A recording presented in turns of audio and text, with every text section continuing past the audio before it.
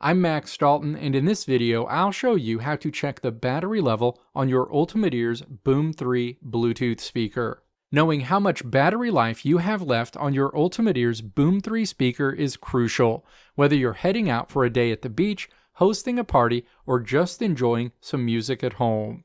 Keeping track of your speaker's battery level ensures you're never caught off guard by a dead battery, so you can keep the music going without interruptions. First, let's look at how to check the Ultimate Ears Boom 3 Bluetooth speaker's battery level right on the device. Step 1. Hold down the volume up and volume down buttons on the front of the Boom 3 at the exact same time for roughly 3 seconds. Eventually, your speaker will say the battery level, which will sound something like this. 50% charge. Next, let's look at how you can use the Ultimate Ears Boom app to check the battery level on your UE Boom 3 Bluetooth speaker. Step 1. Download the UE Boom app if you haven't already. When you open the app for the first time, you'll need to go through an initial setup process.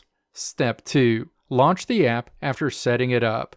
You'll see a list of all the Ultimate Ears Bluetooth speakers you own.